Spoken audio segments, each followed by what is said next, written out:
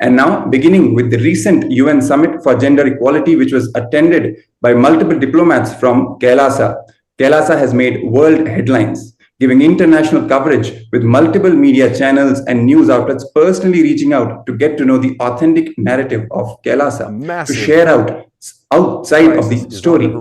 The usual trend of repeating, parroting the false narrative which the others are giving is no more. Unbiased media and finding out the information from the source has now become the trend with KAILASA.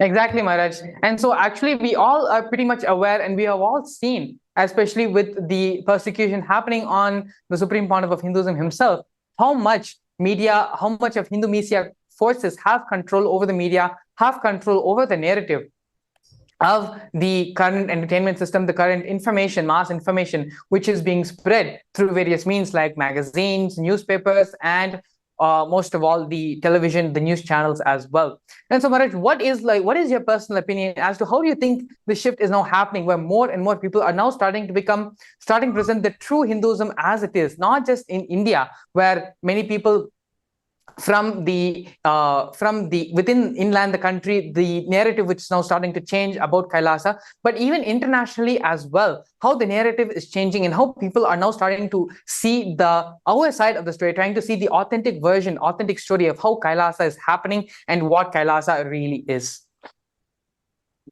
Yes, Maharaj, in fact, I would say, see, ultimately the truth has to win, right? And that's what the core message and the confidence of the Supreme Pontiff of Hinduism has been showing to all of us, both his disciples, devotees, and to all the Hindus of the world. And non-violently, completely non-violently addressing and, even repeating or even without even reacting, just doing his contributive work, just doing the work which he has come here to do. Just doing that work, he has completely, literally won over all the attacks that have been hurled against him in the past 2 decades. In fact, the 27 years of the severe hard work of the Supreme Pontiff, we are now seeing and witnessing the sprouts and emerge from the ground. The promise and assurance of a great future, and as envisioned by the Supreme Pontiff of Hinduism, for which he has worked tirelessly day and night. After now, all of us are witnessing at first hand how the Supreme Pontiff of Hinduism has made the impossible into possible. Let us use this opportunity and utilize this time where the gush of positive energy is happening. With the Supreme Pontiff of Hinduism as our role model, with this inspiration, let us now make the impossible possible in our lives as well. We invite all our viewers, all the entire audience who are with us today, to share what are their goals for this upcoming new year. What is it that they really want to manifest as their reality? It can be as simple as manifesting wealth, health, relationships, or even enlightenment, the highest purpose of the life. Anything that you wish, that you want to manifest, we invite you to share in the comments so that we can help you. We can help you through the process and the knowledge which the Supreme Pontiff has shared with us, which is directly coming from the source scriptures of Hinduism, the Vedas and Agamas, to help you manifest your reality. Yes, Maharaj. And so what is the reason? Why do we not manifest the realities which we actually want to manifest? I'm sure every one of us at the beginning of each year have, look back into the year, reflect upon what has happened over the past, and try to see how the future can be newly created, how we can start achieving what we want to achieve. The Supreme Pontiff of Hinduism is a live example for all of us happening in our time, where we all can personally see how Swamiji has manifested the impossible in a civilization, in a country, in a place where not just not just specific to one region, but happening all across the globe as well, where in different ways, through different forces, through different means, Hindu Messiah forces, deep state elements are coming in, are trying to change the narrative and reduce Hinduism from its original glory. And the Supreme Pontiff of Hinduism, despite all the obstacles, despite everything which has happened till now, created the Hindu nation, created the first Hindu nation for all of us. And not only that, within the short time of its creation, has already gone and have received multiple recognitions from the United Nations. KAILASA has received multiple recognitions from the United Nations. And we are all seeing the amount of publicity, we're all seeing the amount of attention and positive coverage we are getting about KAILASA in the international world, in the international media. And so this is a very big step in the history of KAILASA, and this is very much showing us how the Supreme Pontiff of Hinduism, how his severe hard work, we are now seeing the results of it, we are now seeing the fruits of the hard work which the Supreme Pontiff of Hinduism has done over the past so many years. And so having Swamiji, having the Supreme Pontiff of Hinduism as our example, how he has been able to make the impossible into possible. Let us use this opportunity, use this time, use the space and the energy which is being manifested right now with this gush of positive energy which is happening. Let us also manifest the impossibility of our lives. What is the impossibility in our personal lives? How we can make that possible. And so we're going to be watching a video where the Supreme Pontiff of Hinduism himself, a satsang, where Swamiji himself is explaining and giving the solution how we can manifest our realities, and not only why we don't manifest the realities which we want to manifest. How due to our SDHT, it is covering our judgment, it is preventing us from manifesting the reality which we want. And so let's use this time and opportunity to get ready and create the reality as we want it to happen. To make this possible, all we need is for you to be in the space of listening, to be ready to receive the Supreme Pontiff of Hinduism, be ready to be in the space of manifesting our reality. There's nothing much which we need to do for this. All we need is a pen, a paper, and if you have the calendar, it would be highly advisable to have the calendar printed and in your hands for this coming year, from March of this year to March of next year. Have the whole calendar ready and in your hand, because that is an important part of the process which we are going to be doing. So please have and keep the calendar ready with you. Have some pen and paper. And we can now enter and listen to the satsang. Come to the space of listening. As we get ready and listen to the Supreme Pontiff of Hinduism on how to manifest the reality we want.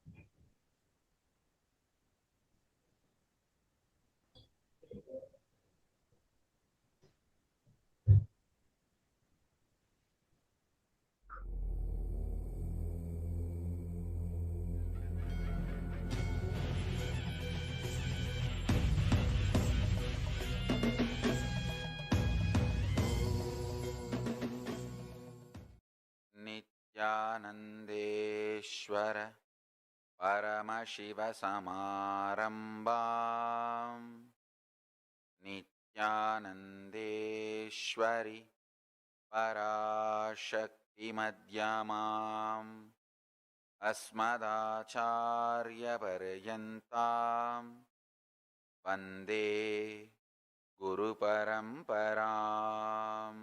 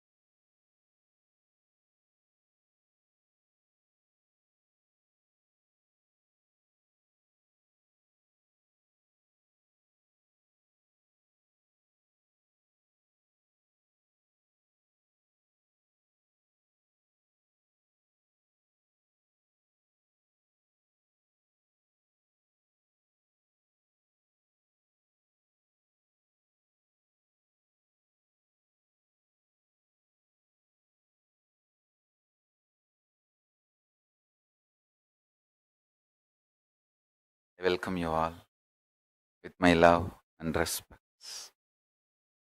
I welcome all the devotees, disciples, samajis, satsangis, Srimahans, Mahants, Tanidar, Kotaris, visitors, viewers, everyone sitting with us, e-Gurukul students, Balasans, Sannyasis, live on Nithyananda TV, YouTube Live, Facebook Live, Enlighten app, KAILASA TV, Hinduism Now, Twitter, and two-way video conferencing, having Nayana Diksha. I welcome all of you with my love and respect.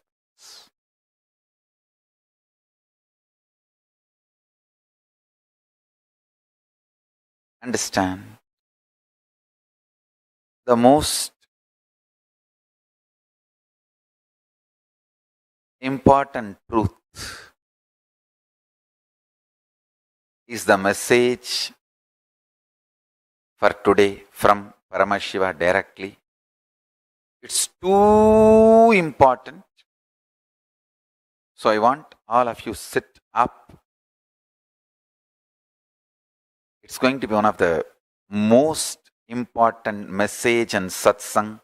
So if you want to call your friends, family, anyone, and ask them to watch live, you can call them now. I'll give you a few minutes.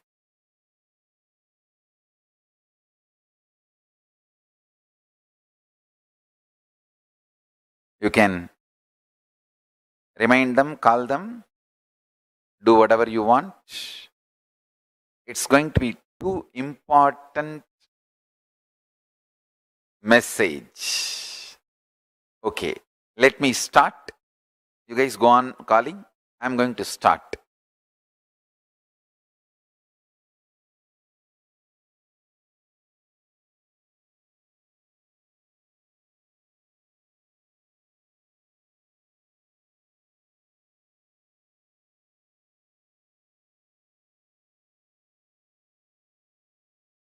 Paramashiva's message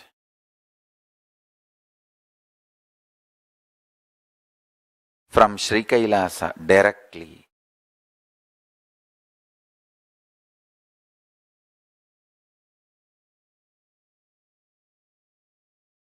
Consciously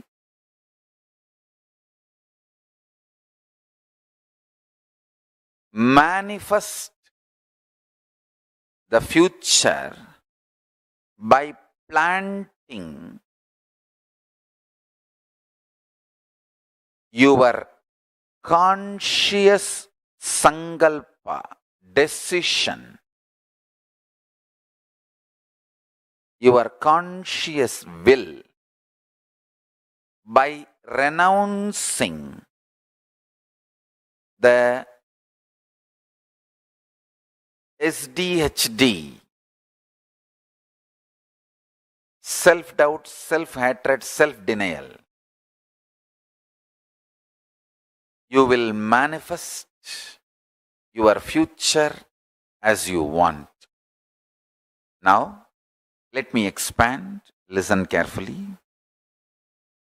First step, renounce SDHD. Tyaga. Tena tyaktena bunjita makrita kasya sviddanam guruvannevega jijivishe chadagnu samaha. Listen carefully. It is by renouncing all our silly talks inside. Please understand. It is by renouncing the dream you raise to Jakrat, waking state. It is by renouncing the waking state you raise to Turiya, higher state, fourth state of consciousness.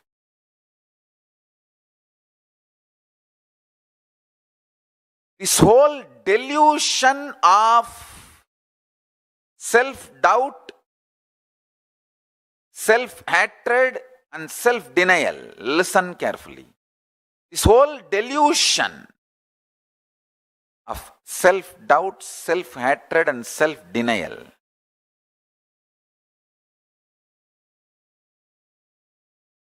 by renouncing this, you will be able to look into your future. Understand? Whenever you even think of planning your future, you will see so much of pain about many times you planned but failed. Understand? All your plans are stitching of just unconscious vague thoughts, never a conscious plan. I will teach you the conscious future manifestation now. Take calendar for this whole year 2020. If it is on printed paper, it will be great. If not, at least on your laptop screen. Take it and sit. Listen carefully. It's a very powerful process. I'm going to guide you. Just see all the months going to come. Mark what you want in each month to manifest. Anything great, new, important you want to manifest, start writing down or typing. For example, you want to manifest this by August, coming August, pen. You will see how much of pain coming inside you, that so much doubt, hatred. Oh, many times I tried, I planned, nothing worked out. But never ever you planned consciously. It was always beaten by unconscious self-doubt, self-denial, self-hatred. Understand? Now, listen carefully.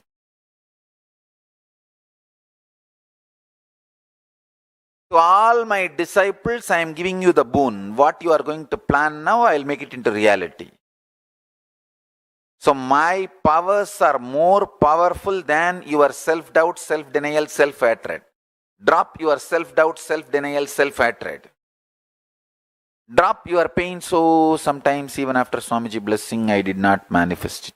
Stop. Drop all that unconscious vague thinking.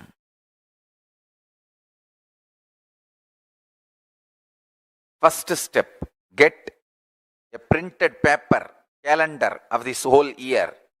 If you don't have, at least open it on your laptop screen. And mark what all you want to manifest by what date.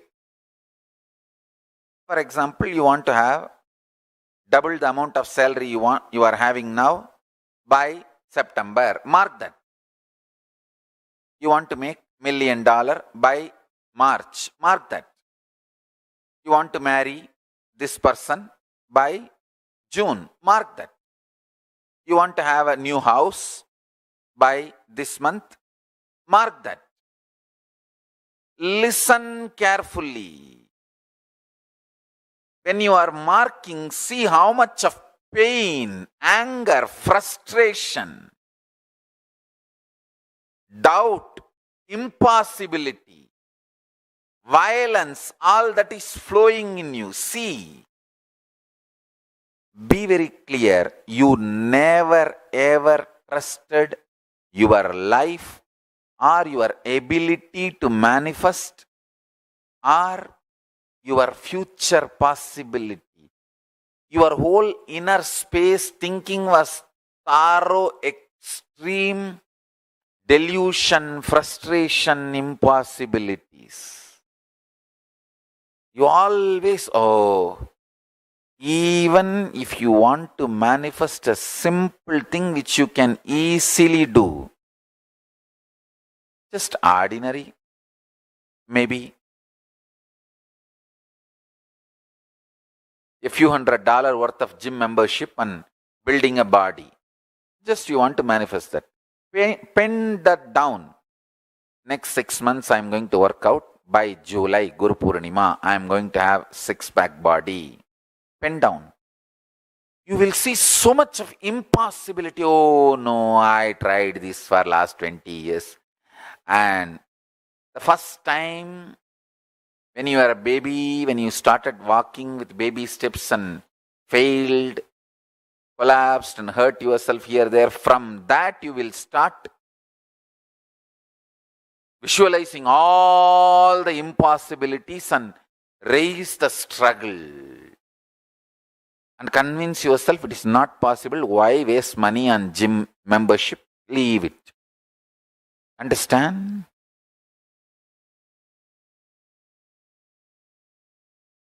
Death happens when you stop breathing. Death starts when you stop trying. Death starts when you stop trying. Death happens when you stop breathing. When you stop breathing, it is called death happened. But death starts when you stop trying.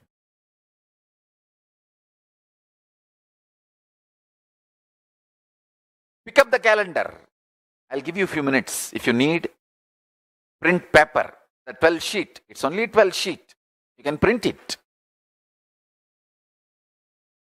Because today what I received from Paramashiva is extraordinarily powerful truth. He said beautifully, people don't manifest their future because they have so much of anger about their past failure, frustration with life, cursing the life because of their imagined impossibility. When you sit and pen down this 12-month calendar, you will see all that flaring up in you. Understand one thing. Stop reacting when you are agitated. Stop flaring up when you are feeling impossible. Stop responding to yourself when you are frustrated, angry. I tell you, highest renunciation, greatest tyaga is renouncing your self-hatred. See, Paramashiva worshipped in Devaloka. In Indraloka, he is called as Tyagaraja. I was wondering, Paramashiva worshipped in Swarga should be called as the Raja of the pleasure, king of pleasure. Why is he called as Tyagaraja? Musukunda Chakravarti, the Chola king of Tiruvarur, when he went to Swarga, Indraloka, understand, Hindus had a regular communication and travel to other dimensions. It was a lifestyle for us. It is a lifestyle even now for us. We used to go and come to other dimensions. It used to be very usual, regular. Till we were invaded and all the science was destroyed and demonized. Much was destroyed. The remaining left over was demonized. The most funniest thing, the Hindu practice is being called as superstitions in India. Superstitious in India. All right. Why waste time talking about it? Let me come to the point.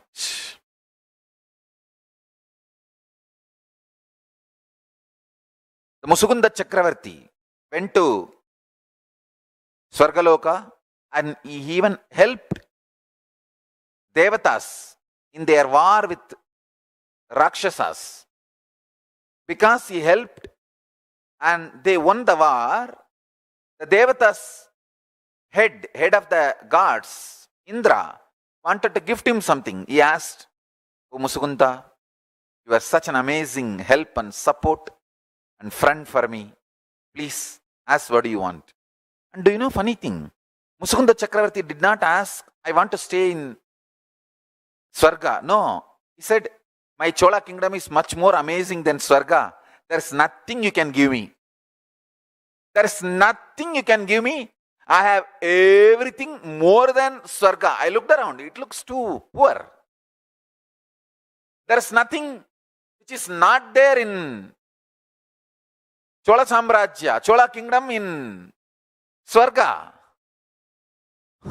Indra was very ashamed. He said, please ask something, because I need to keep my pride and I need to save my face. I have to gift you something. You came all the way from Buloka and helped me, and I won the war because of your strategies and support. Please ask something and take. So it will give me a feeling fulfilled. And I showed my gratitude. Then Musukunda Chakravarti said, "All right. One thing I liked in your Devaloka, Indraloka,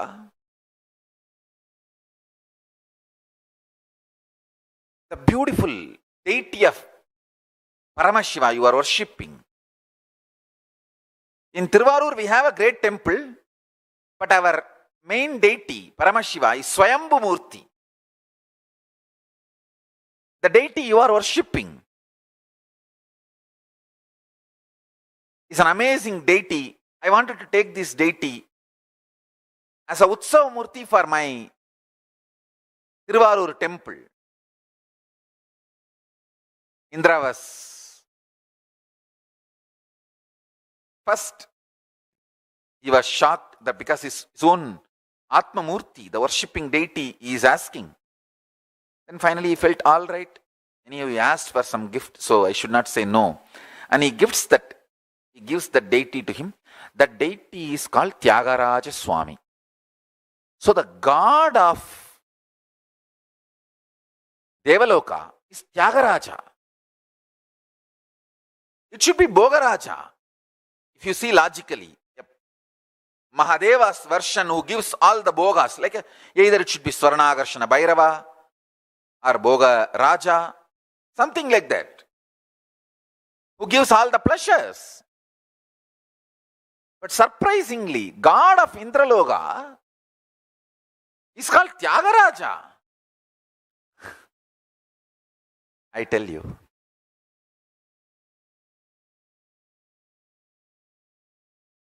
if you learn Tyaga, you will be in Swarga. If you learn Tyaga, you will be in Devaloka. If you learn Tyaga, you will be in Indraloka. Actually, as per the document, it says the god of Devaloka. In Devaloka, there are 3 divisions. Swarga. Swarga is like a name of that whole dimension. Bhur, Bhuva, Suva. That whole dimension is called Swarga. In Swarga, Devaloka. In Devaloka, there is one part called Indraloka. So all the 3 words you should not confuse. It's like address. Swarga is the address of the dimension, like a nation. Devaloka is like a state. Indraloka is like a headquarters. Understand? Hindus had a clear communication, traveling, even luggage transportation. Things used to go from here to there and from there to here, with other planes of existence. Nobody is alien for us in the whole cosmos. That is why the word alien does not exist in Hinduism. In Hinduism, there are some words which has no existence. For diverse, we don't have a word. I don't know how many of you know. For diverse, we don't have a traditional word. The word for diverse is created in the recent days, like a word for bubblegum. Sanskrit, we have a word which is created recently. Like for Twitter, we have a Tamil word, Katsevi. But it's not a traditional word, recently created. Same way, for diverse, we don't have a traditional Sanskrit word. Now we created. Because we don't have that concept of diverse. For depression, we don't have a Sanskrit word. Because we never had it. We never had depression. Why we will create a word for depression? Nobody is an alien for us. We don't have Sanskrit word for alien.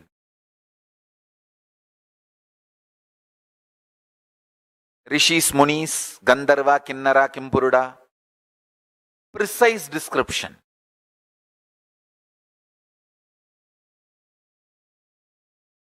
Exists in Hindu history and documents of Hinduism. Understand, our Puranas are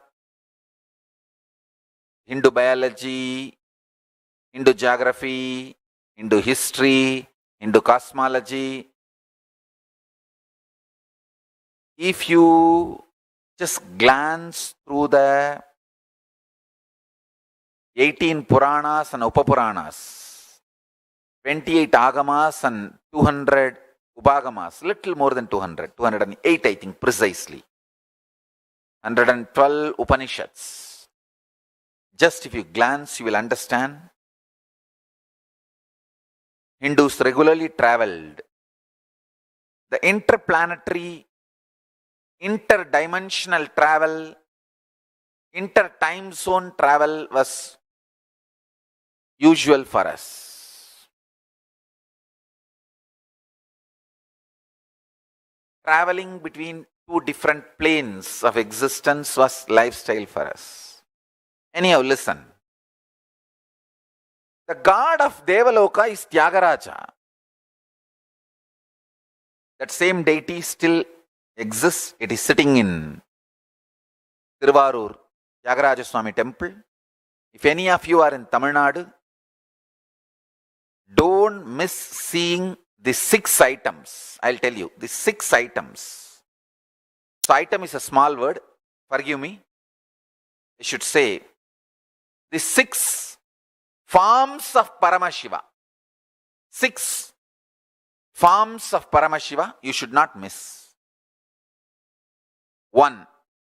Tiruvarur Tyagaraja Swami. 2nd. Nerur Sadasiva Brahmendral Samadhi. On his very body, there is a bilva tree which has grown out of his very bioenergy.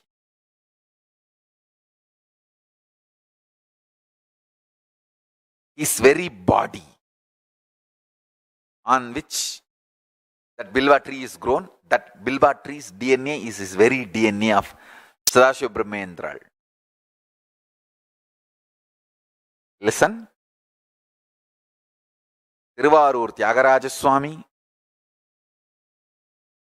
Sadashiva Brahmendral, Jiva Samadhi, the bilva tree standing on it. 3rd, Parani, Navapashana deity, Dandabani Swami. The original deity is as it is. Nobody was able to steal or remove. Many people tried, but it is there as it is. It is able to save itself. Nobody was able to steal. That original deity of the Moolavar, Navapashana, Dandabani Swami is there still. 4th, original body of Ramanuja, Acharya, is still there, traditionally embalmed with a traditional Hindu embalming methodology. He himself has described how his body should be embalmed. It was embalmed as per that methodology. It is still sitting in Jiva Samadhi in Srirangam, Ranganatha Swami temple, in Ramanujar Sannidhi. The main deity is not made out of stone or wood or anything. It is Sakshat, the body used by Ramanujar, Udayavar. Udayavar Tame Ubayogita Tirumeni, Tamagiya Tirumeni, is sitting in Srirangam. That's the fourth. You should all see.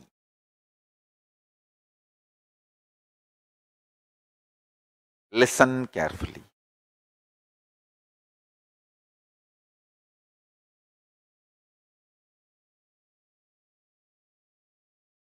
First, Yagaraja Swami of Tiruvarur. Second, Nerur Sadashiva Brahmendral, the Vilva tree grown on his body. Third, Palani, Dandavani Swami, Dandayudavani. You should see during the Abhishekam. You should see during the Abhishekam. Fourth, this is too important. Ramanuja, the original body of Udayavar, is still sitting in Srirangam temple as it is.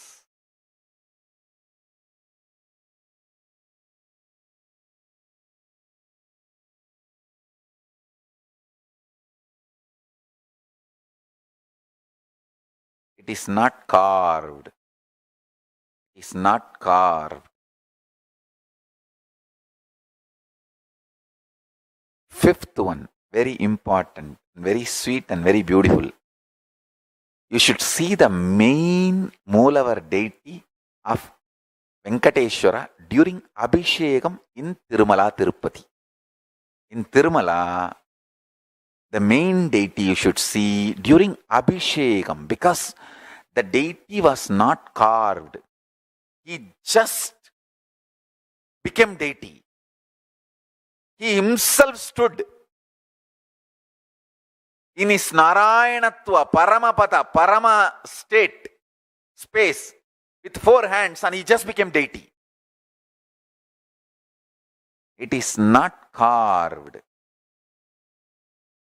It is not, nowhere you will see any one small evidence that it is carved. Understand?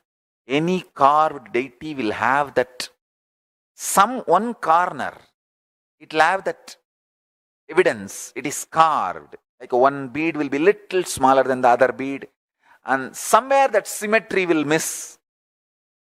So with that you can make out it is carved. Venkateshwara Swami is Swayambhu.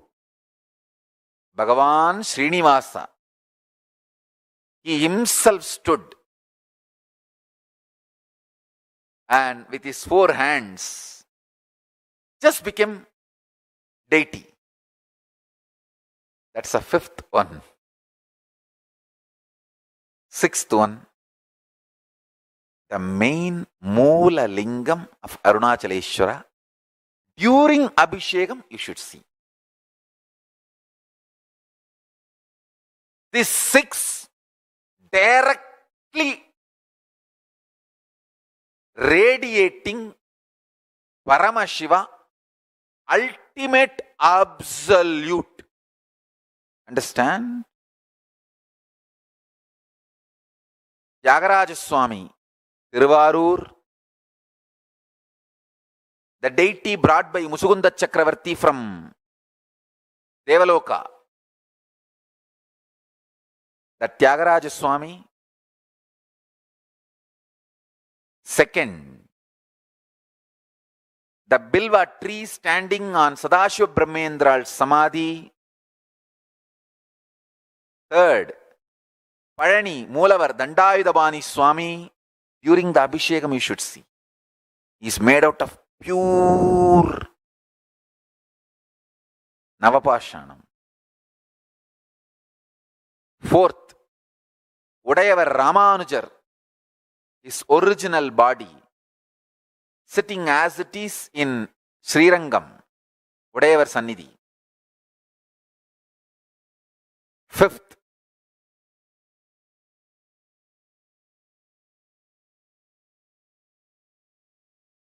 Venkateshwara Swami, the original deity,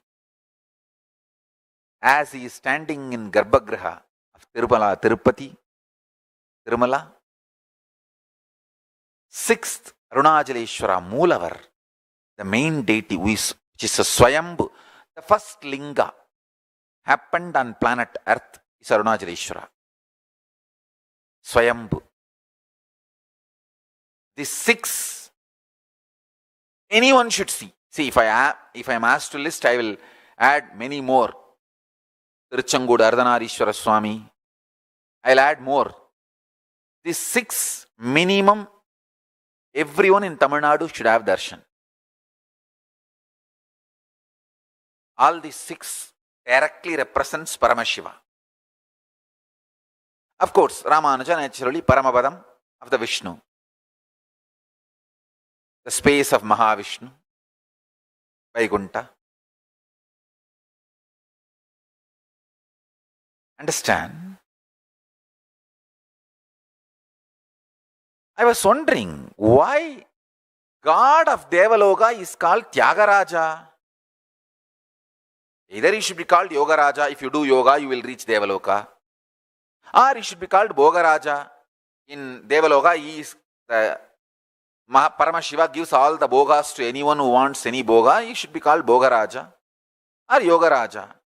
Why Tyagaraja?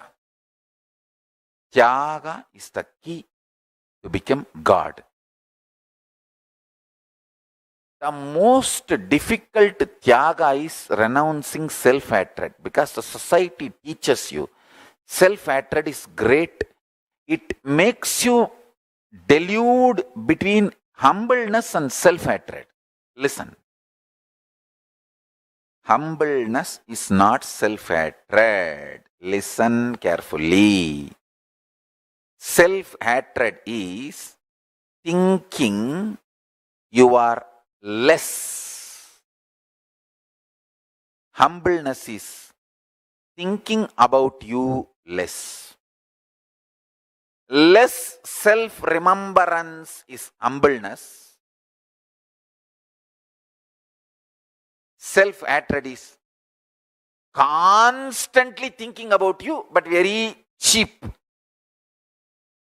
very low. Understand, there is a big difference between humbleness and self-hatred. Person with self-hatred will never be really humble. Adivinayam durta lakshanam.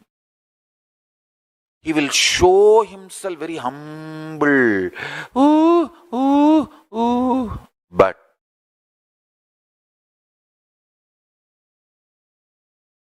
he is not humble. Understand?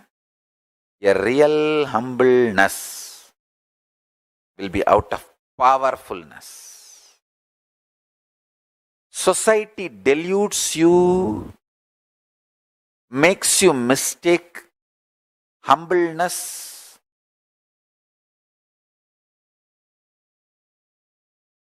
your humbleness as self-hatred, and as you always in the state of self-hatred so that you will be humble.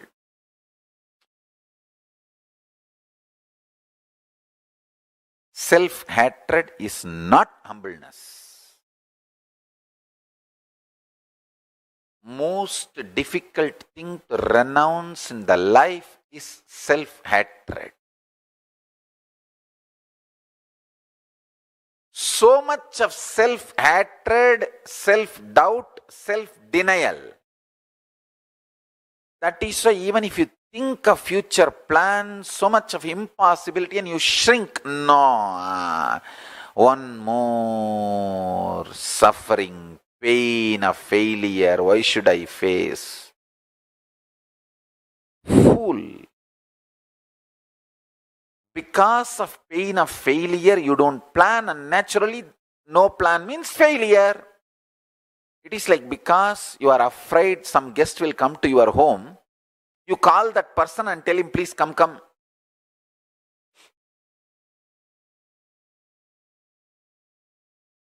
You are afraid failure will come to your life, and you stop planning and force the failure to come to your life. Self-hatred, self-denial, self-doubt.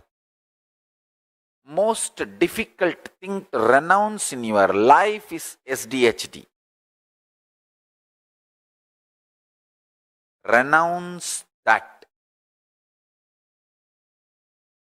Dhira, courage is moving the SDHD out and having the vision for your future. I am very clear. By the end of this year, means my 43rd year, when I am entering into 44th Jayanti, 44th Avatara Dina, I am very clear. Sri Kailasa will have embassy in at least 44 countries. That's all. And I will manifest it. And I will not bother about what I have not manifested in the past and planned. If I have planned and not manifested, I will see why I have not manifested, and I will eliminate those reasons with intelligence and go on planning, manifesting. Understand, when you plant your conscious will for your future, either that seed becomes tree. If that seed doesn't sprout, it will become manure. Listen. If that seed doesn't sprout, it will become manure. The seeds which doesn't sprout at least becomes manure and enriches the ground. So, if I put 1,000 seeds, 900 may sprout and grow as tree. The other 100 is not going to be wasted. It will become manure. It will enrich the earth. It will raise the quality of the farming land. Understand? Because of your pain and frustration, fear of failures, doesn't want to face one more pain of not achieving what you want and all those frustration ganging up, and you don't even put the seed, then what are you hoping for? Accidental future is not going to be great. All accidents will either be damaging or just letting you live. It is only consciously planning, manifesting. Understand? You are a man. You are given conscious power, will, persistence. You are expected to be adult and matured. Use those capabilities and plan, manifest your future. If not, don't blame anyone. Get the calendar printout now.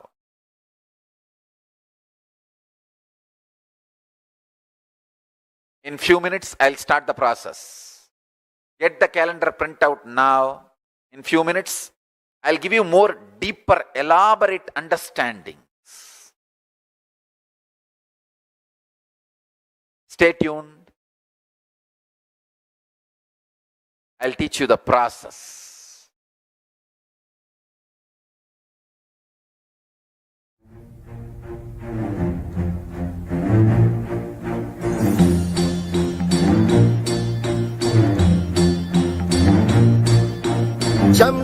सितारे देखो हमारे शत्रु तो सारे हारे जय हो।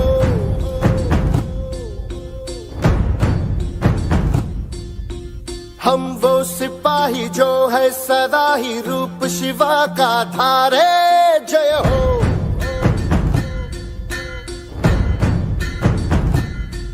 हे आज अंधेरे छटे हैं, कम हुए हैं घटे हैं, कल जो दुश्मन यहाँ थे आज पीछे हटे हैं। गाती ये धरती है, गाता ये अंबर है, गाती है सारी हवा। तेरे मन में शिवा, मेरे मन में शिवा, सांसों में शिवा, प्राणों में शिवा, हर घड़ी में शिवा, हर दिशा में शिवा, आज गूंजा हुआ है जय जय शिवा। तेरे मन में शिवा, मेरे मन में शिवा, सांसों में शिवा, प्राणों में शिवा, हर घड़ी में शिवा, हर दिशा में शिवा, आज गूंजा हुआ है जय जय शिवा। तेरे मन में शिवा।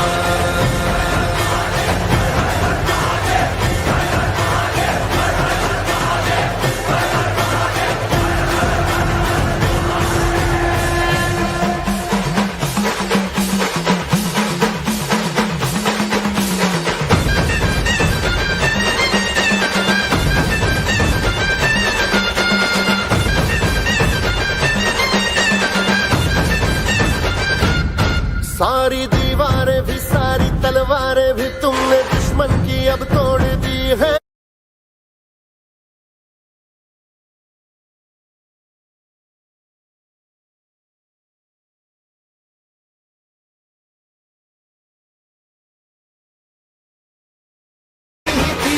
करना ही था, ये तो होना था वाओ।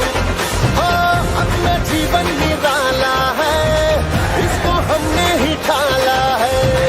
वीरता की वो ज्वाला है, जिसको सीने में पाला है।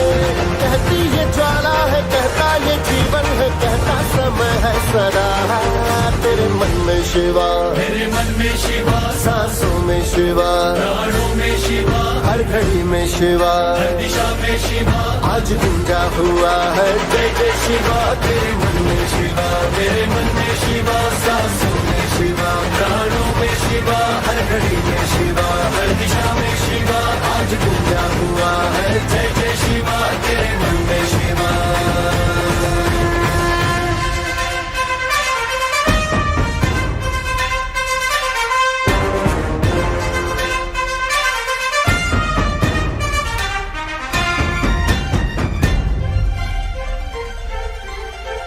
क्यों ना हम हो मगन, क्यों ना झूमे ये मन, भाग्य अपना बदल डाला हमने। आज एक जीत की धरती से प्रीत की पहनी है माला हमने। पार उतरना ही था, ये तो करना ही था, ये तो होना ही था, सुन ले भाऊ। तुमको जाना ही था, हमको आना ही था, ये तो होना था भाऊ। देश भी आज अपना है, देश पे राज अपना है, अपना ही तो सिंहासन है, और जो है ताज अपना है। हिम्मत की अग्नि में लोहा पिघलता है, विश्वास हमको हुआ। तेरे मन में शिवा, मेरे मन में शिवा, सांसों में शिवा, प्राणों में शिवा, हर घड़ी में शिवा, हर दिशा में शिवा, आज गूंजा हुआ है जय जय शिवा। तेरे मन में शिवा, मेरे मन में शिवा, सांसों में शिवा, प्राणों में शिवा, हर घड़ी में शिवा, हर दिशा में शिवा, आज गूंजा हुआ है जय जय शिवा। तेरे मन में शिवा।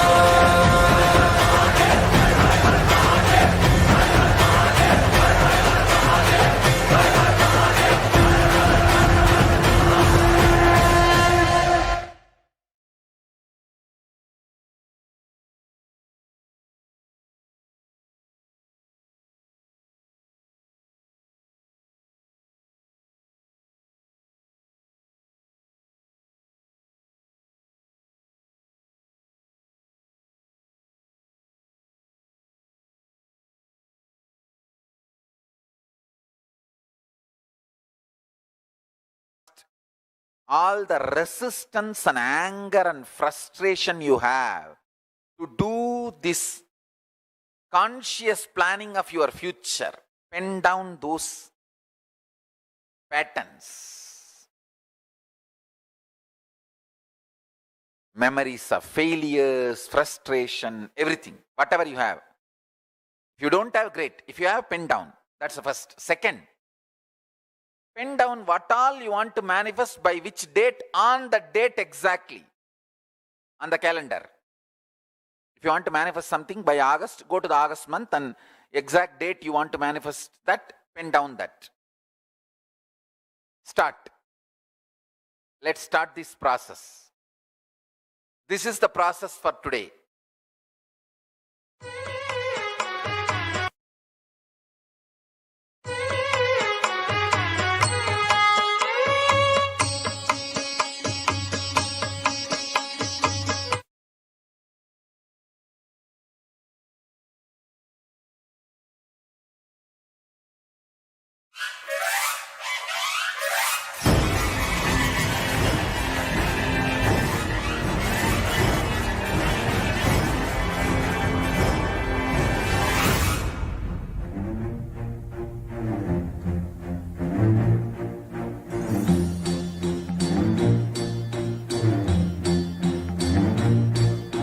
चमके सितारे देखो हमारे शत्रु तो सारे हारे जय हो।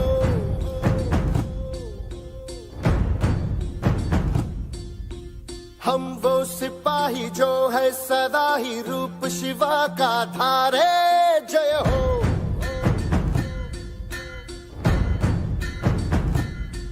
हे आज अंधेरे छटे हैं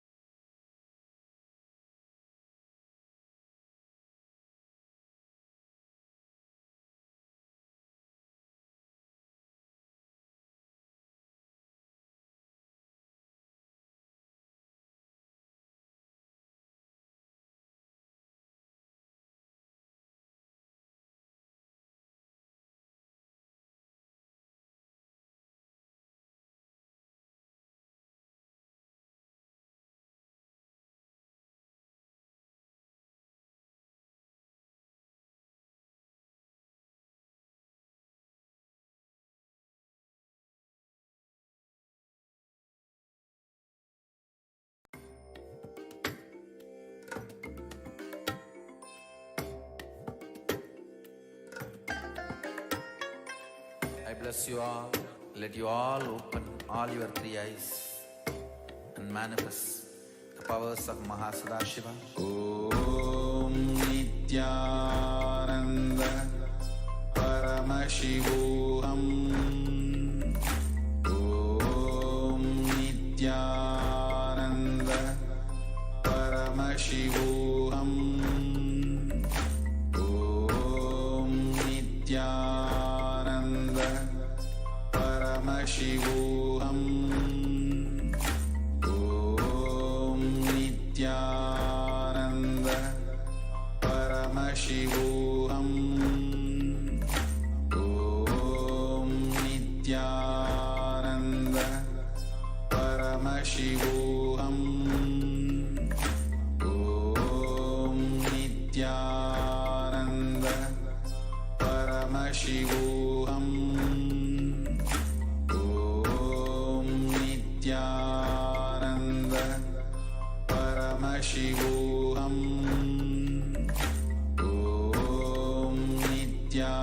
Nithyananda Paramashivoham. Om Nithyananda Paramashivoham. Om Nithyananda Paramashivoham. Om Nithyananda Paramashivoham. Om Nithyananda Paramashivoham.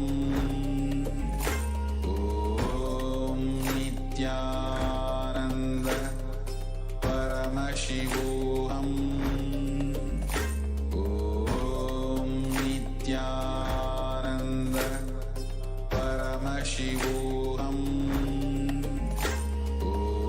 Om Nithyananda Paramashivoham. Om Nithyananda Paramashivoham. Om Nithyananda Paramashivoham. Om Nithyananda Paramashivoham. Om Nithyananda Paramashivoham. Om Nithyananda.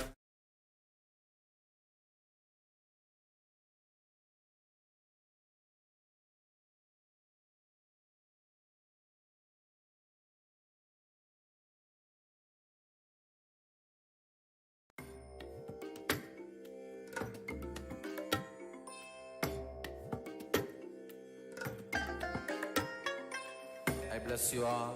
Let you all open all your three eyes and manifest the powers of Mahasadashiva. Om Nithyananda Paramashivoham. Om Nithyananda Paramashivoham.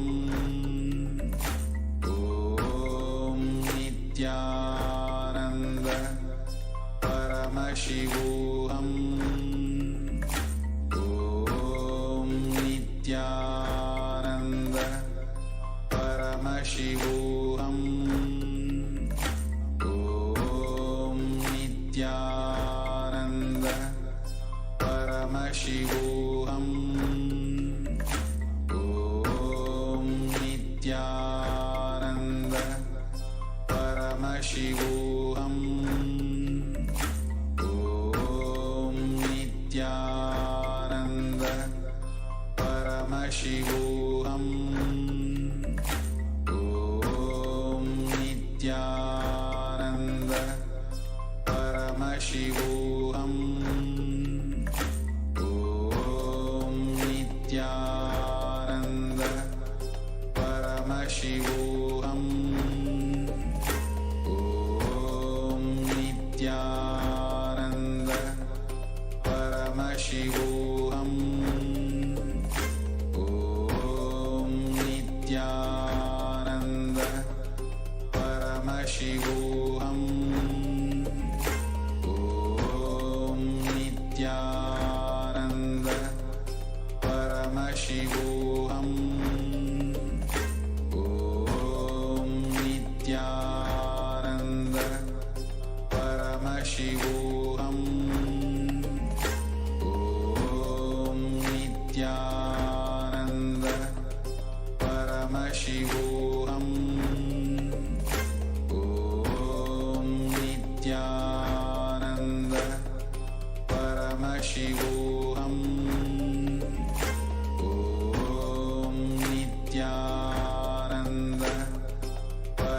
Paramashivoham. Om Nithyananda Paramashivoham. Om Nithyananda Paramashivoham. Om Nithyananda Paramashivoham. Om Nithyananda Paramashivoham. Om Nithyananda Paramashivoham. Om Nithyananda Paramashivoham. Om Nithyananda Paramashivoham. Om Nithyananda Paramashivoham. Om Nithyananda Paramashivoham. Om Nithyananda. Extremely sorry and completing for the technical glitch of the audio problems which were there. Coming back to the story, today we are manifesting our reality, causing the New Year resolution, making that the reality of our life. In a few more minutes, very shortly, the Supreme Pontiff of Hinduism is going to be gracing all of us with the live darshan and the presidential address. And so let us use this opportunity, use this time to manifest our reality, to realize the New Year resolutions which we all have for ourselves. As the Ugadi celebration is happening, we are celebrating the New Year of the lunar calendar, of all the states, all the deshas who celebrate and who follow the lunar calendar. We are celebrating the New Year festival in those states. These states include Andhra Pradesh, Karnataka, and even Maharashtra. So now, yes, just shortly before, actually, we were sharing a small story about Kalpataru, which the Supreme Pontiff of Hinduism shares when the science of Kalpataru is explained. Maybe Brahmasaka Maharaj, you could actually share the story this time about how Kalpataru, when to manifest Kalpataru in our lives, you need the integrity of what you really want to manifest in your life. Yes, Maharaj. Yes. So basically, Kalpataru is a science. It's the ancient sacred science of manifesting what we really want as the reality. The Supreme Pontiff of Hinduism, Bhagavan Nithyananda Paramashivam, has shared this science, the sacred science with us directly, which is based on Vedas and Agamas, the source scriptures of Sanatana Hindu Dharma. So basically, what this science says, the fundamental reality, the truth, is that we are Paramashiva. Our will is nothing but Paramashiva's will. Since we are Paramashiva, Mama Sankalpa Shiva Sankalpa Mastu.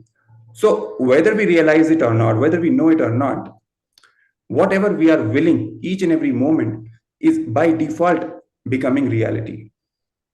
Now we would ask, and any viewer might ask, that if that is true, then whatever I want to manifest, why is it not happening? That's a natural question that can arise. The thing is, the reason is that even we are not sure what we want and whether we really want it. Our integrity is not really to what we really want. We are integrated all the times. We are always integrated. But integrated to what? Just having desire for what we want is not having integrity to what we want. In fact, even if we think that, okay, this is my desire, I want this, but there are also parts within us that are creating doubts. No. What if I will be able to manifest it? There are some parts within us which are completely contradicting this desire, that no, I don't want this. Maybe I'm not capable. Maybe I don't deserve this. So I should not get this. So all these conflicting desires and conflicting declarations coming from within us are the root cause of why we are not able to manifest what we want. So the process which the Supreme Pontiff also shared is the Kalpataru science is to complete with all the self-doubt, self-hatred, self-denial, everything, complete with everything that is coming in the way of what we really want to manifest, so that our will is completely in tune, is completely integrated to what we really want to manifest. In fact, the story goes that there was a man who was sitting under the Kalpa Vriksha, the Kalpataru basically is the wish fulfilling banyan tree. So when he sat down under the tree, that there was a blessing that under the tree, whatever we wish, that just happens, that just becomes reality. So he just started having these thoughts. Okay, basically he said he did not know, and he just had this thought, okay, I'm feeling hungry, I should have something. Immediately food appeared in front of him. He was completely appalled. Then after that, after some time, he had a thought that I am thirsty, I should have some water. Immediately water appeared in front of him. He was completely elated. So after some time, he had all these various other thoughts of various desires. Each and every thought, each and every desire, whatever he was conceptualizing, started becoming reality. Now this goes on for hours and hours. Suddenly he had a fear inside him. What if a tiger comes and attacks me and eats me? Suddenly the tiger appeared and destroyed him, killed him. So this is a story which in a way kind of engraves this truth in us that basically we are always integrated to something. If we are integrated to confusion, we will manifest confusion. If we are integrated to self-doubt, we will manifest that doubtful reality around us. So whatever we will, it will manifest.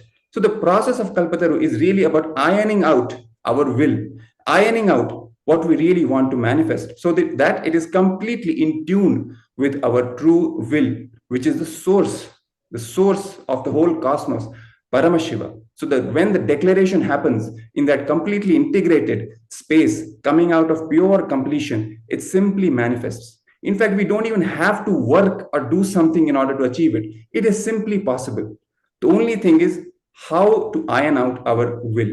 If that happens with the process of completion and with the initiation that the Supreme Pontiff gives us, it simply happens. It simply manifests. And that is what we are going to even experience in the Kalpataru, in the glimpses of Paramashivam program that we are inviting all our viewers to sign up for, so that they can actually taste it.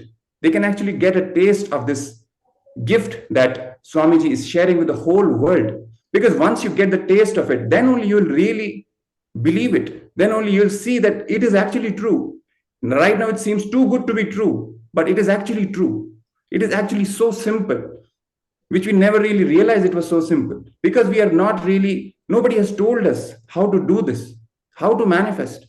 Nobody has told us that we ourselves are creating contradictory and conflicting words within us, which are not allowing us to manifest our reality. So how to complete all that and integrate our will, align our will to our word, to our declaration of what we want, is the simple process of Kalpataru, which we invite all our viewers, the entire humanity, in fact, to experience and taste, to manifest what they want as reality. Comment in the YouTube comments and just voice out your problems. What are the various problems you're having in your life? What are various ways you need help? You're not able to manifest your reality. And we can help you and explain to you how through the science of Kalpataru, this reality can be manifested for you with the grace and blessings of the Supreme Pontiff of Hinduism. Swamiji very beautifully had shared that fundamentally humans need help. Human needs someone to support them, to raise them to the higher consciousness. And so that is why again and again and again, as Bhagavan Sri Krishna says in the Gita very beautifully, I will come and happen time again and again to raise the humanity, to raise the consciousness and to protect the devotees. And so the Supreme Pontiff of Hinduism has come and is now here to manifest our reality, to raise our consciousness to the superconscious level, allow the superconscious mutation to happen in our beings. Very beautifully, Brahmasukha Maharaj had shared that we are always integrated to something. As human beings, integrity is something which we live. The question is, what are you integrated to? That is the fundamental question which we all should be asking ourselves and which we all should be ironing out about ourselves. Because we are continuously integrated to our impossibilities, to our confusions, to our victimization about what we feel as life, or trying to feel I'm always a victim of life,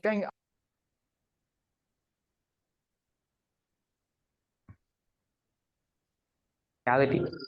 But when we become integrated to the Paramashivatva component of ourselves, Swami beautifully says that Paramashiva is already there, being a part, residing in each and every part of our being. Only when we are integrated to that part of ourselves, then can we truly manifest what our desires are, what we want to manifest as a part of our life. And so now you can put your comments, you can voice what is the various problems you're facing in your life, and we will help you. We will attend and try to help you to come out of the problem and explain to you how, through the Kalpataru program, you can manifest the reality which you want. Again, to register for the Kalpataru program, the link is being projected on the screen. All you need to do is visit gov.google.sk/glimpses to register for the Kalpataru program, which is a part of the Glimpses of Paramashivoham, which is going to be taking place on the 25th of March. Yes, we would invite our viewers, share and put comments in the comment section and tell us what is the problems they are facing and share with us what they want to manifest and what is the problem that they are facing in manifesting so that we can help them. We are here to enrich, we are here to share the knowledge, the great sacred science that Sanatana Hindu Dharma has given us, the basic, the most sacred secret of Kalpataru science, how to manifest the reality that we want. See, in fact, Swamiji has shared in one of his satsangs before that when the colonizers came and they attacked us, they in a way kind of painted a picture that Hindus, they're always just busy with the yajnas and just sitting under a tree and meditating, and that's why the whole civilization is poor and so on. It's just complete false narrative. The real truth is the Hindus were the richest civilization on the planet Earth. Just because of the sacred science of Kalpataru. It is only because they were sitting under the tree, meditating and ironing out their will, they could simply manifest and project 3D print their reality that they really wanted to manifest. But that they could not really digest. Either they could not understand or they could not digest that such a powerful civilization can exist on planet Earth. That's why they could paint it as a completely false narrative. But the truth is, this science is true. And that's why we want you to taste this science. We want you to taste the success by implementing and applying this science in your own life. That's why we are asking you, what do you want to manifest? And what is it that you feel as the problems or hurdles or any doubts, anything that you might be facing? Please share with us so that we can help you. We can enrich you. Yes, Maharaj. This is very beautifully put. And when we have the initial success, when we have the initial awakening, when we start tasting the initial success of Kalpataru, the first time it may not work for us. Because see, the problem is that we, after so many years, how many, we will live for what? Almost more than 10 years, 20 years, 30 years.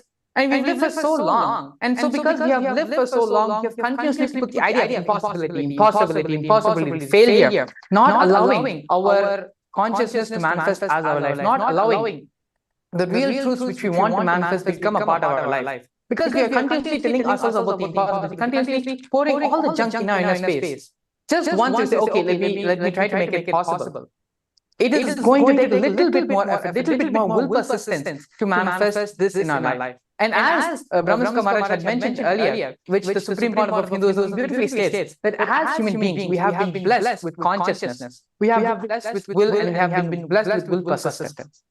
Only when we use the will persistence in everything which we have been blessed with, only then we'll be able to manifest the reality which we want.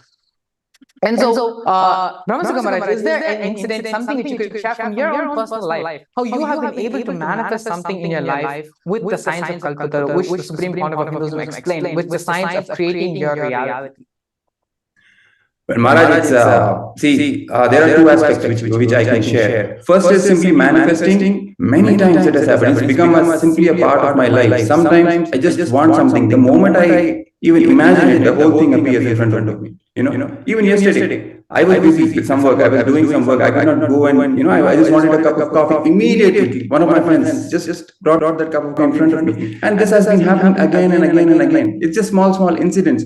But intuitively know what is really happening. How you're simply manifesting. How you're simply creating the reality that you want to create. In fact, it's not just small things, even big things, any achievements. Let's say job, let's say, a career that you want, anything. You can apply the same science to anything, any possible outcome that you want to create. Another, this when you talked about the science of will persistence, see, one thing I want to share with the viewers, with the audience, is that, see, it's not just about the will.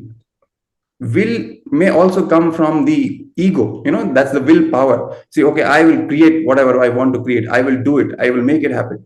Okay, that's great, but how long can you sustain that? Because when you sustain it, you have to face all the incompletions that are surrounding your declaration, your self-doubt, your self-hatred, self-denial. So your persistence, the will persistence to sustain that will, that declaration, as long as you complete with everything else, with that will persistence itself, you are going to manifest what you want to manifest. And in fact, when we are doing a power manifestations, I remember the first time I manifested the power of consciousness over matter.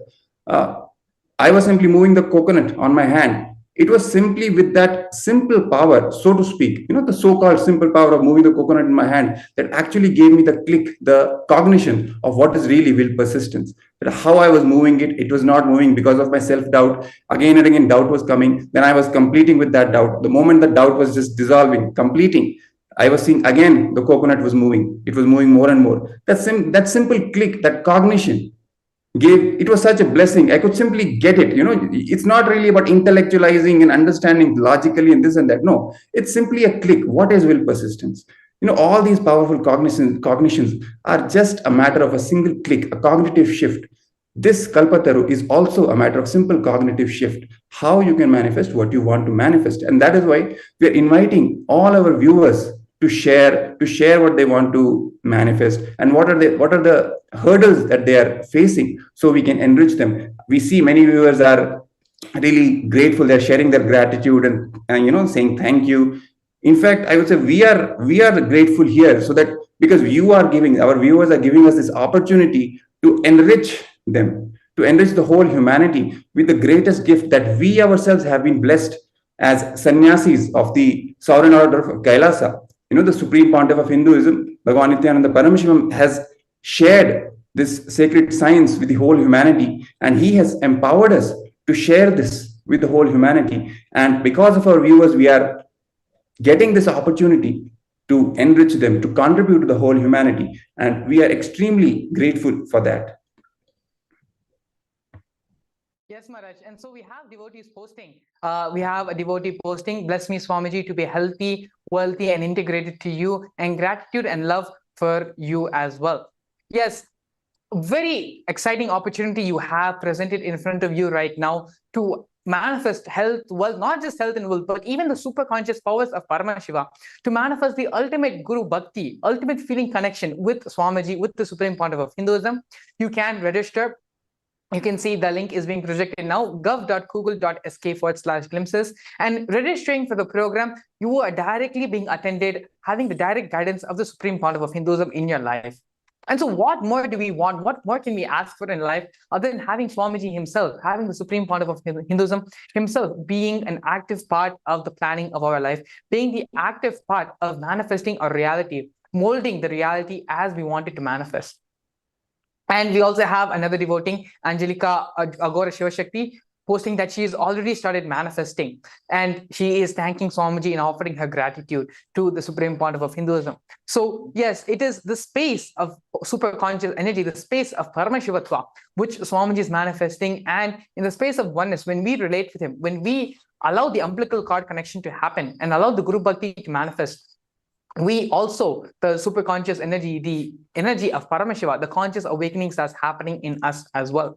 There's similar to how Brahmasukha Maharaj had shared, there are very similar incidences which had happened in my own personal life as well, where just by thinking, having a thought, it was not just even a space which was created, just by having a thought, the reality was manifested. So I can actually just share one small incident where a couple of years back, we were sharing, and we were actually staying in Madurai, in the Shyamlapita Sarvangapitam, myself and with a group of all the brahmacharis and sannyasis of the Nithyananda order. And so we were staying in Madurai, and as a part of being a part of the Madurai ecosystem, of the Shyamlapita Sarvangapitta ecosystem, every day morning for the Suprabhata Seva, the Seva of waking up the deities, waking up Meenakshi and Sundareshwara, waking them up and being a part of the procession, being a part of the Suprabhata Seva. Every morning and every evening, we used to go and visit the temple, be a part of the Suprabhata Seva and the Paliyarchi Seva in the evening. And so I just had a simple thought when we were having the darshan of Meenakshi in the Garbha Mandir. Just had a simple thought. It would be so nice to have, Tirupati Laddu. It was just one simple thought. It had come out of nowhere. I don't even remember why I had the thought, but just a simple thought. It came, and we were praying. We were offering our gratitude and respects to Devi Meenakshi in the Garbha Mandir. And so we had come out of the temple and we had gone back to Shyamalapita Sarvangapitam. We had gone back to the Adinam. And in the evening, out of nowhere, a devotee comes to the Adinam, comes to Shyamalapita Sarvangapitam, and she is offering the Tirupati Laddu Prasadam at Swamiji's feet in Shyamalapita.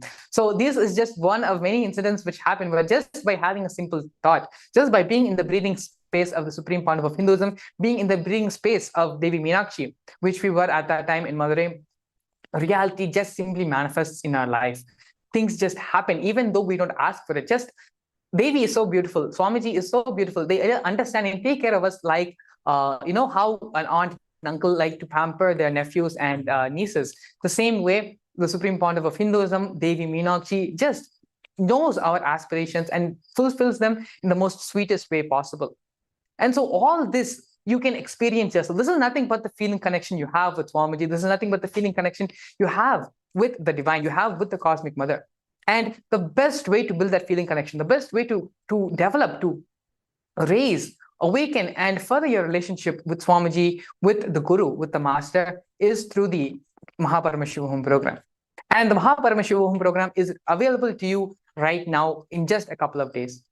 To be a part of the program, to further your relationship with the Master, further your relationship with the Avatar, with the Supreme Pontiff of Hinduism, all you need to do is visit the link gov.google.sk/glimpses. Yes, Maharaj, anything else you would like to add? And more and more sharings, more and more stories. There are actually literally so many experiences, so many instances where we can share how a reality just manifests. Yes, Maharaj. Yes, Maharaj, I think you may need to unmute. Yes, I was saying that when you mentioned Laddu, it simply reminded me of a similar story. It happened in one of the temples. I went to the temple, and it was a big celebration that was taking place, and we were part of the so-called, the organizers, and we were really the team that was really, organizing the whole festival and everything, and the visitors were coming and everything. So yeah, it was a tiring day. We were working, the whole day, and at night time, I had this sudden desire. It was a Devi temple, basically. So I had this certain desire that, I want something sweet to eat. And immediately the pujari of the temple comes and gives me the prasadam as the laddu. So I'm like, see, at that time it was like, okay, Devi, it's a connection with Devi. That is true. But now we know that it is not just that. There is a different way also to look at it. It is simply the science. When the temple and the Garbha Mandir, the whole thing, the entire atmosphere is filled with that energy, with the energy of consciousness, the oneness. When you are inside that kshetra, when you are inside the kshetra of the temple, your entire being gets aligned to that cosmic principle of oneness, of Paramashivoham, right? So simply from that space, whatever is you're declaring, whatever word is coming out, it is simply happening. It is simply becoming true. So now I can relate, in the simple terms of simply having a feeling connection with the goddess, with the mother, and simply she is feeding me on the one level, and on the other level, treating it as a science, seeing what is really happening from that oneness, because Devi is me, I am her. It's not really necessarily a dvaita or a duality. So from that science of oneness, how the things are manifesting. So there are different ways of looking at it. And in fact, to our viewers, you can say, yes, this is a science which you can simply apply and manifest whatever you want. In case you're feeling, oh God, I don't understand this, don't worry. Just by simply having a feeling connection with the Supreme Pontiff of Hinduism, he can simply manifest whatever you want to manifest as your reality.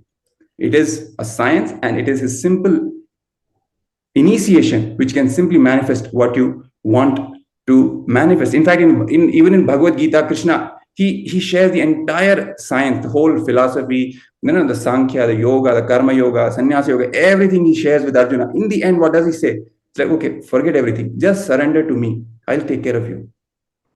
Same way, the Supreme Pontiff of Hinduism, Bhagavan Nithyananda Paramashivam, he teaches us the entire science, makes us taste that science, the fruits, the results of that science. And in case we are still, filled with doubts, we have some doubts, we are not able to completely be in tune with it, he gives that assurance. Don't worry. Just come, just surrender. Just be in oneness with me. I will take care of you. Simply by being in his presence, having his darshan, just listening to his satsangs, he simply initiates you. He fills your being with that, the experience, the consciousness of Paramashiva, which simply radiates as whatever you want to manifest as reality. It is a huge blessing, a huge gift that we are blessed with in today's times. The Paramavatara, the ultimate manifestation of Paramashiva himself, has landed on planet Earth to give this superconscious breakthrough to humanity. So it is time that we wake up, we receive, we prepare ourselves to receive this ultimate gift that it sounds too good to be true, but it is true. We have incarnation between us in flesh and blood. So there is no reason why we should not enjoy him, why we should not benefit from whatever gifts he has brought for us.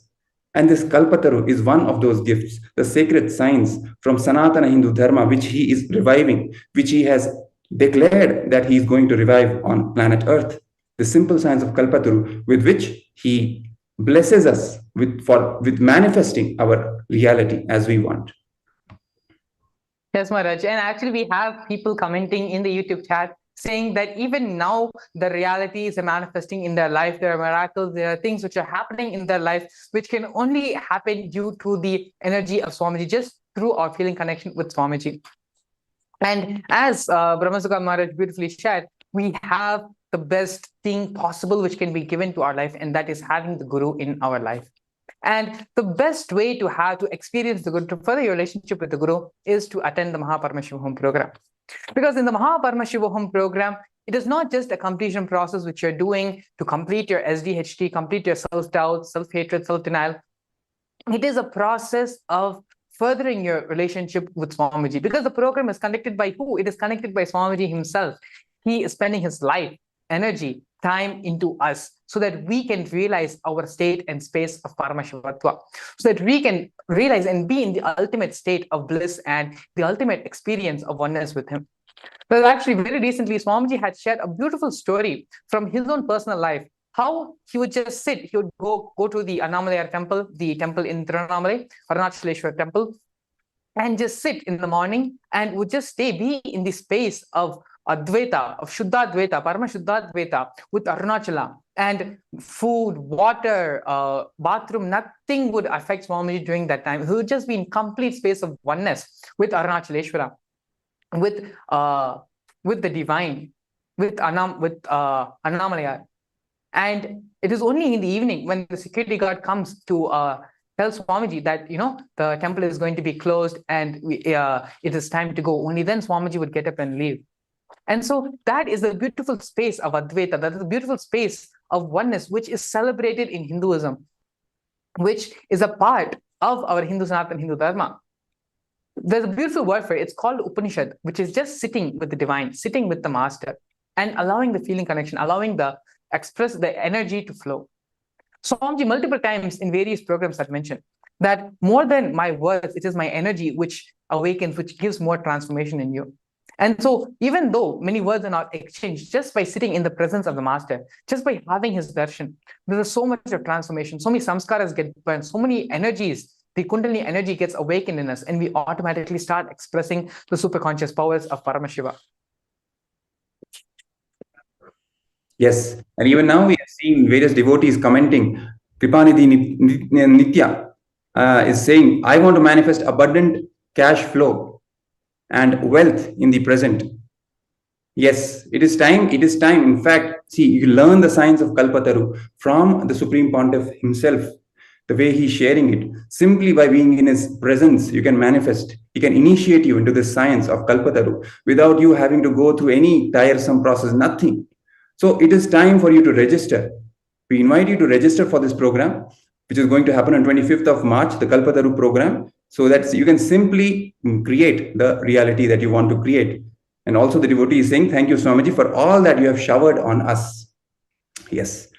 So a lot of gratitude coming from the devotees with the blessings that they have been showered by the Supreme Pontiff of Hinduism, Bhagavan Nithyananda Paramashivam, and all the gifts that he is sharing with the world, all the gifts from Sanatana Hindu Dharma, from the simple sacred science of Kalpataru to the very advanced, cosmic sciences of time and, the various fundamental forces of the universe and the science of Amritattva, science of Kaya Kalpa. So many innumerable gifts he is sharing with the world. And it is time, as I was also sharing earlier, it is time for us to not waste time and simply align and be in tune with the Paramavatara, the supreme incarnation, the manifestation of Paramashiva, who is amongst us.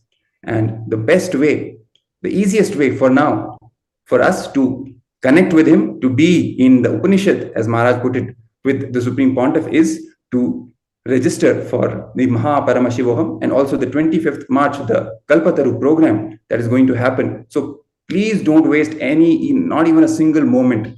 Just grab this opportunity and register for this program so you can simply, I won't even say just to benefit from these gifts, simply being in tune, simply being receptive of the ultimate manifestation, the Supreme Pontiff of Hinduism, Bhagavan Nithyananda Paramashiva, and be blessed to live this life with the incarnation of Paramashiva. Yes, and I would just like to add a little bit more to the devotee who was sharing that they wanted to manifest abundant cash flow in their life and to manifest wealth and prosperity. Just think, so just the small simple process which you can do and which can also lead you, this just a small simple process which you can do right now, and you can learn further about this in the Kalpataru program. But just sit and think, I want to manifest the abundant cash flow in my life. Just sit and pen down, take up a piece of paper and pen and start penning down as soon as the thought is coming into your head, as soon as you are sitting for the manifestation of making that as your reality. Pen down all the incompletions, all the doubts, all the self-hatred and self-denial which is coming about yourself when you are thinking about this. Because it is because of these, there's nothing else in our life which is stopping us other than us. Swamiji beautifully shares just a small incident where someone was asking blessings for something. And then Swamiji tells, my blessings is always with you. It is you who need to bless yourself to manifest the reality which we want. And so only when we identify the self-doubt, self-hatred, and self-denial of the various things when we want to manifest, having a fit body, six-pack body, or we want to manifest wealth and cash in our life, we need to first understand the incompletions which we have related to that. The incompletions which we have related to generating wealth, because it is those incompletions which are stopping us from manifesting our reality. And so the Kalpataru process is nothing but identifying these incompletions in every single aspect of your life you want to manifest and completing those incompletions, which ultimately leads, once you have the clear inner space, the clean inner space, which doesn't have the load of the past anymore, which does not have the hangover of the past anymore, automatically you are providing a space for Swamiji to give his initiation to manifest the reality which you want. And so it's a small, simple thing. Identify the SDHT in your life, which is preventing you to manifest that. And so now with this, I would like to thank all of you for coming. And we are going to be entering into the next segment of today's program. We're going to be welcoming the Supreme Pontiff of Hinduism. Swamiji is going to be coming now live and grace all of us. So it is time now to prepare ourselves to receive Swamiji, to receive the Supreme Pontiff of Hinduism. Let us all sit straight, bring our awareness back to ourselves. Please take this moment to call all your friends and family, everyone, all your near and dear ones, and invite them, ask them to come and be a part of the KAILASA Ugadi celebrations. Swamiji is going to be joining us now very shortly, and we are now going to be entering to the meditation to receive the Supreme Pontiff of Hinduism. So please sit straight with your head, neck, and spine in a straight line. Close your eyes and bring your awareness to your Ananda Gandha. Visualize the Supreme Pontiff of Hinduism residing in your Ananda Gandha as Paramashivam, with the 25 heads and 50 hands. Now, start chanting the Mahavakya mantra, Om Nithyananda Paramashivoham, and allow the mantra to reverberate throughout your entire being. Om Nithyananda Paramashivoham. Om Nithyananda Paramashivoham. Om Nithyananda Paramashivoham.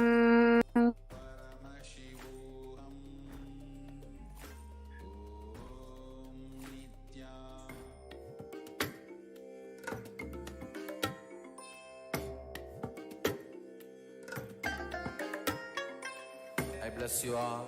Let you all open all your three eyes and manifest the powers of Mahasadashiva. Om Nithyananda Paramashivoham. Om Nithyananda Paramashivoham. Om Nithyananda Paramashivoham.